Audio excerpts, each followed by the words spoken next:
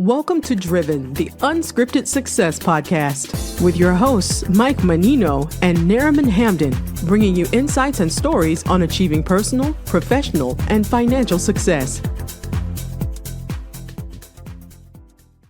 Hi, everybody. This is Michael Menino, and welcome to Driven Unscripted Success podcast.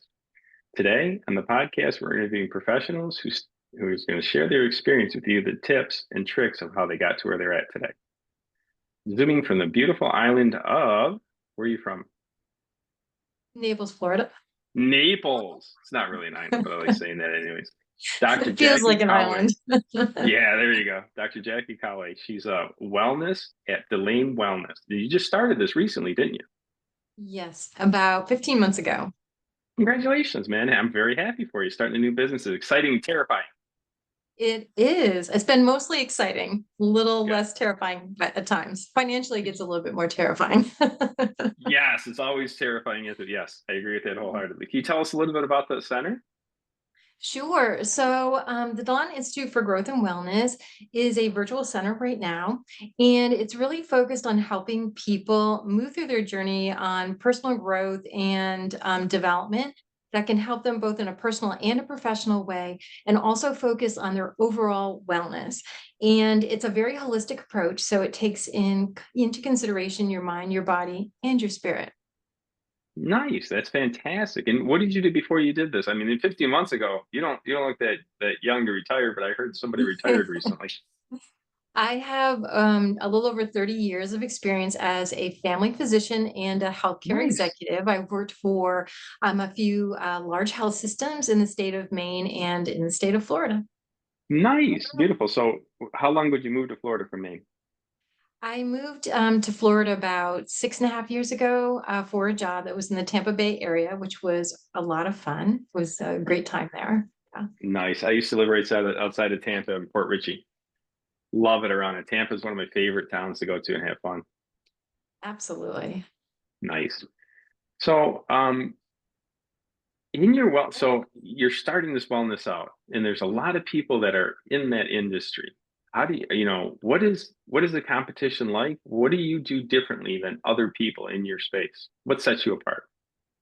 So, if you look at self-help and personal development and coaching, you're right. There's a ton of other people that are out there that can either help you from a professional leadership coaching perspective or from a personal development. You want to develop yourself and do things differently about your weight or your exercise or your heart disease or what have you. And there's a lot of coaches in that space too. I don't really come to this as a coach. I feel like I'm more of a guide.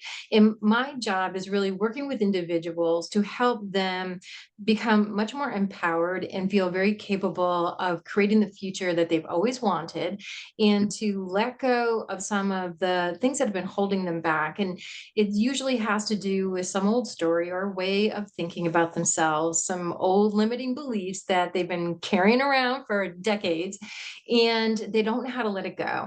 So the work that I do with them is to really uncover what that past issue is, and to think about it from a holistic perspective, and then to move forward with their development goals, really personalized for the individual, creating a roadmap for them for the next 12 to 18 months.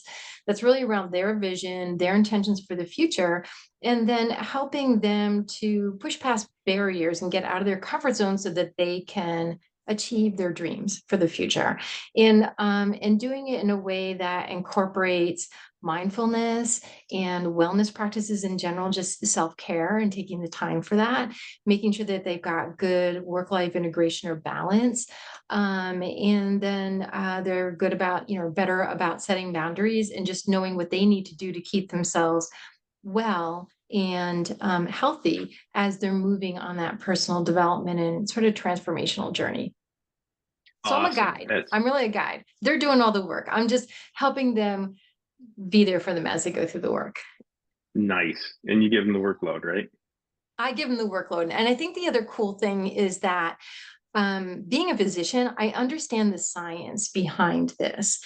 And Okay. there's so much more that's coming forward around how our brains work, our nervous systems, how they work, how everything is connected from our mind and our body. And as the science comes forward on that, being able to demonstrate to people, I mean, a lot of people already know that it's healthy to move and it's healthy to do yoga or to do meditation, etc. But being able to actually talk to them about how the vagus nerve works and how their brain works, how their subconscious, their conscious minds work, and how they can leverage how their brain works to work for them and help to As reduce opposed to anxiety. against them, like every other Yeah, one, right? against them, right? Right. Yes. Yeah. My So brain's it's worked against me a lot.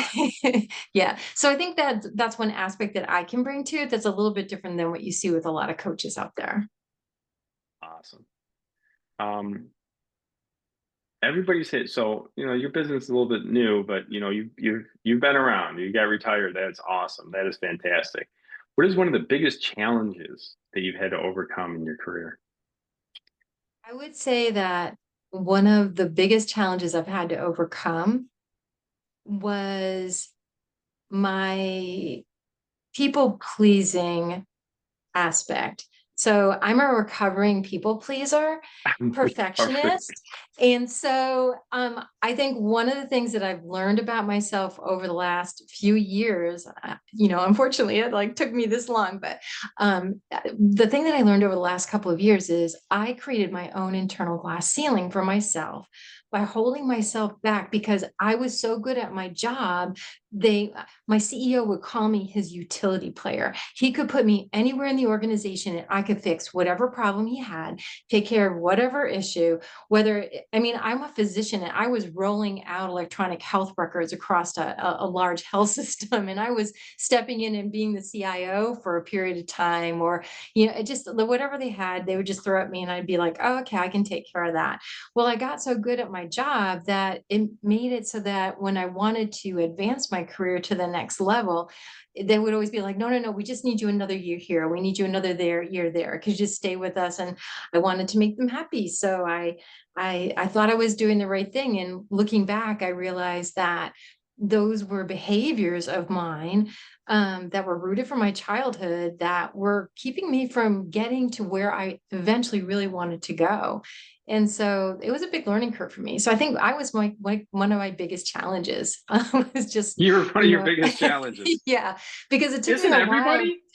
Yeah, it took me a Right? while to like get past that people pleasing perfectionist mentality and allow myself just to come as my authentic self and be able to say, this is what I want to do. And this is what I think. And it's okay for me to challenge you, even if you're my CEO. And, so yeah, I think that was one of my biggest barriers.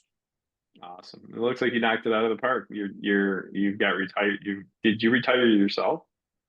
It was very interesting. We had a brand new chief executive officer that came into the Hmm. organization, and everyone that I was working with suddenly was replaced. And so, through this whole process, which is not unusual, a lot of times when a new senior person comes in, a new executive comes in, they like to build their team, and it might take them a couple of years. And so, during that time frame, they were rebuilding the team, and we were doing some consolidation. And so things that I had set up, and it's funny that you asked me this, Michael, but I actually wrote in my own retirement plan, if you will. Like I wrote to basically consolidate my program with something else and to replace me because I was making a lot of money and I knew that they could save money by having a non-physician in the role. And so they're like, oh, that's a really great idea.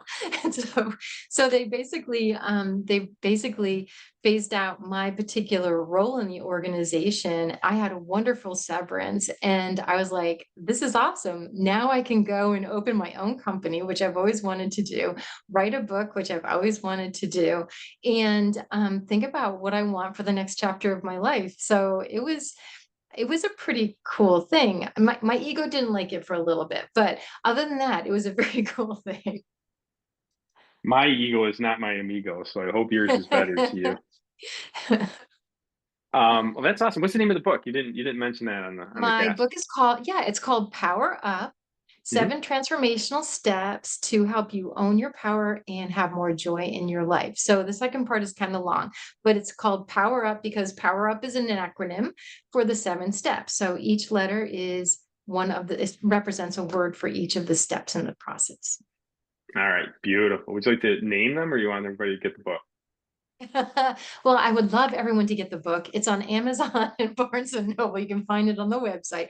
But Nice. the first step is to pause, and it's really around reflection, building self-awareness, and rediscovering your values. I like to call superpowers, which is basically the skills and experiences and talents that you have, which are unique to you. And then building a vision statement for your future. The second is O, which is observe. And that's basically observing where you are in your current place in life, followed by W, which is for wonder. And it's figuring out, like, wondering, how did you get here? So I'm asking you to act like a scientist and really be objective. Look at where you are in your life, observe where you are, and then wonder how you got there using 5 whys method for process improvement. Is to get to a root cause. So you just ask why, to try to get to the source of the issue for you, which brings you to E, which is for expose. So at this point, you're exposing some of those old stories or limiting beliefs or ways of thinking about yourself and experiencing the world and uncovering that. So this is all around building that self-awareness and gaining more consciousness of the reason you do some of the things that you've done, why you've made decisions, why you behave in certain ways, how you act in certain ways. And that's followed then by R, which is replace. Just because you have these old stories doesn't mean you have to keep them. Just like you outgrow clothes, you can let go of some of these old things and replace them, reframe them in your mind with something that's more aligned with who you are now as an adult or where you want to go for the future. And then the second part is up. And U stands for unlocking your highest potential. And so it's basically pushing out of your comfort zone into your fear zone so that you can learn and grow.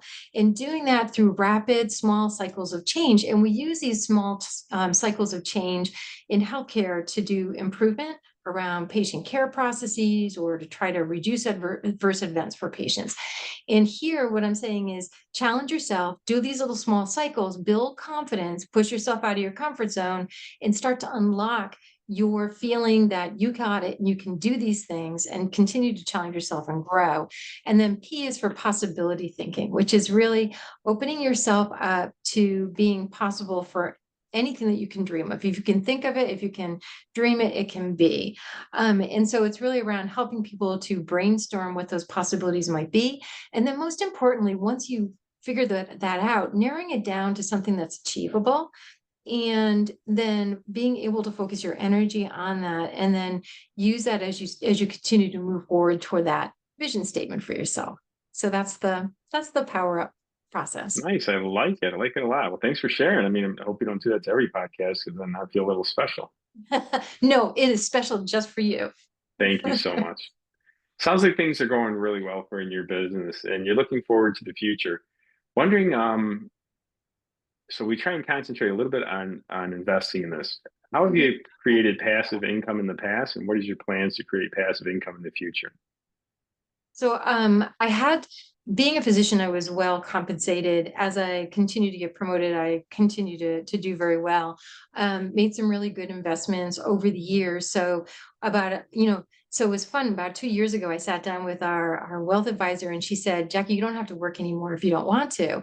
And I thought I was going to cry because to have that financial freedom to say, well, wait a second, I don't have to work the way that I worked before. So I can choose now from a financial aspect, I can choose to invest in myself, which is what I'm doing now. So what I'm doing is I'm basically investing in my own startup of this company. It's all virtual to start with because I can do it virtually. It's decreasing my startup costs. But my goal is to eventually have a bricks and mortar sort of destination place for people to come to do healing and wellness care in a way that's trauma informed. So helping others who've been through either emotional or physical traumas and having an actual center where they can come and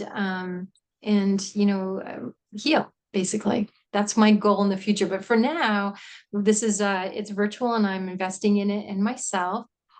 It's really been such a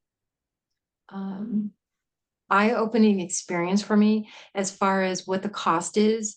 And it's not just the cost of the websites and marketing team and someone to help you with your brand and, putting your social posts out there. I think it's interesting is the investment that you have to make in yourself to do this kind of work.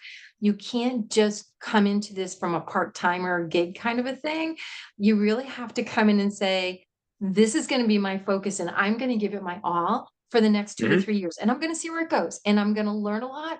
I didn't know anything about like setting up domains and websites and branding for myself. I mean, that was all brand new. Everything, and publishing a book. I never knew anything about how to publish a book. So all of these things are things that I'm learning, and it is a lot of investment in my time. And I think that that's important for anyone who wants to be an entrepreneur, that you can do it. Like anything is possible, right? If you think it, but you have to put the work into it as well. It doesn't happen by itself. No, not at all. I can attest to that. I think you kind of answered it, but let me ask the question anyways. What's exciting and new? What are your plans for the next 6 to 12 months? So I would like to, I actually have another book that I'm going to be working on very shortly. One's not enough. I like that. Yeah, one's not enough. So I have another book that I want to do. I have a course that's going to be connected to the book. It's a virtual course that has a number of modules that will take people through the book and go a little bit deeper with them. So that's going to be launching in the very near future. And I have 2 things that I really want to accomplish in the next 6 to 12 months, which is to begin a podcast that is really around helping people to feel empowered as they move forward in their life. And, and you're in the podcast business. I've been on podcasts as a guest. I've never had a podcast, so we'll see how that goes. That's an idea that I have.